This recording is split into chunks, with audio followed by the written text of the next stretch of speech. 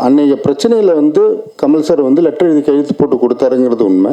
நீ எங்கே ஓடினாலும் உன் வாழ்க்கையை தான் வாழ முடியுமே தவிர இவ்வளோ தூரம் மாற்றி மாற்றி எல்லாரும் வச்சு செய்கிறது ரொம்ப சங்கடமாக இருக்குது. அவரை குறை சொல்லும் அளவிற்கு நீங்கள் யாரும் புத்தன் இல்லை.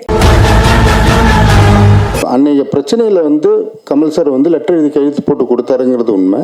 ஆனால் அதுக்கப்புறம் அந்த லெட்டரை அதுக்கு அடுத்த அந்த படம் ரிலீஸ் ஆகிறதுக்கு மெயின் ஃபண்டிங் பண்ணது இவங்க ஒரு பைசா கூட போடல. மெயின் ஃபண்டிங் பண்ணது ஈராஸ் ஃபண்டிங் கொடுத்தாங்க. அந்த ஃபண்டிங்கை செட்டில் பண்ணது ஞானவேல் ராஜா. அதனால் அதுக்கு அடுத்த நாளே ஞானவேல் ராஜாவுக்கு டோட்டலாக அந்த லெட்டரோட காப்பிரைட்டை ஞானவேல் ராஜாவுக்கு சரண்டர் பண்ணிட்டாங்க. இதனால திருப்பதி பிரதேசத்துக்கு இதுக்கு எனக்கு தெரிஞ்சு எந்த வித சம்மந்தமும் இல்லை கேட்குறதுக்கு. அப்படியே கேட்கணுன்னா இந்த ரைட்ஸ் கேட்கணும்னா ஞானவேல் ராஜா தான் கேட்டாகணும்.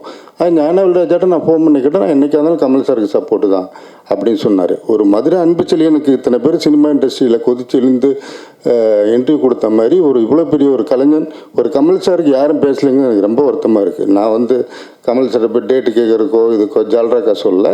ஏன்னா 1க்கு 3 படம் கமல் சார் வச்சு ப்ரொடியூஸ் பண்ணியிருக்கேன். இவங்கெல்லாம் ஒரு படம் தான் எடுத்திருக்காங்க. தானு ஒரு படம் தான் எடுத்திருக்காரு. இவர் திருப்பதி பிரதேசம் ஒரு படம் தான் எடுத்திருக்காங்க.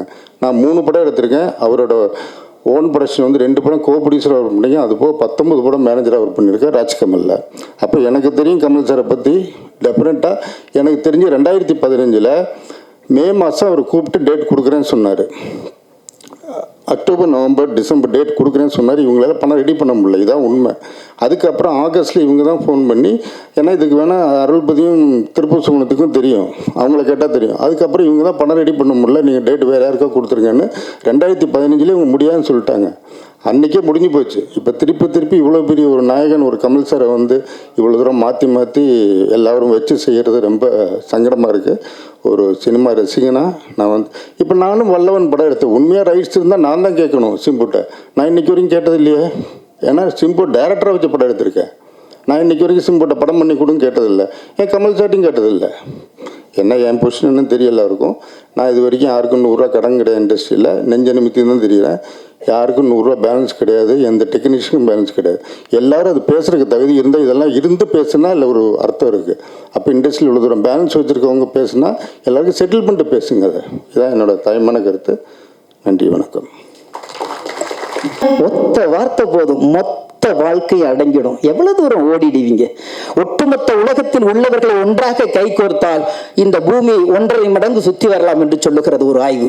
ஒட்டுமொத்த உலகத்தில் உள்ளவர்கள் ஒருவர் மேல் ஒருவர் ஏறி நின்றால் நிலவை தொட்டுவிட 20 கிலோமீட்டர் தூரம் தான் குறைவாக இருக்கும் என்று சொல்லுகிறது இன்னொரு ஆய்வு.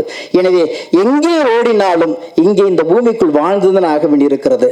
ஓசோ சொல்லுவான் சார், ஒரு அற்புதமான ஒரு வார்த்தை, நீ எங்க ஓடினாலும் உன் வாழ்க்கையை தான் வாழ முடியுமே தவிர ஓடி போறதுனால வாழ்க்கை மாறவே மாறாது. அதுக்கு ஒத்த வரியில சொல்லியிருப்பான், கடல்ல எந்த பக்கம் அள்ளி குடிச்சாலும் உப்பு கரிக்கும்டாம்பா.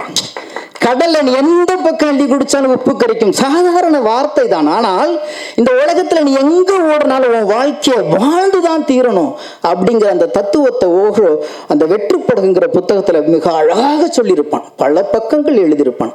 அந்த அத்தனை கருக்களும் இந்த போகுமிடம் வெகு தூரம் இல்லைங்கிற படத்துல இருக்குன்னு நான் நம்புறேன். எனவே அத்தனை கலைஞர்களையும் மொத்தமாக வாழ்த்துகிறேன்.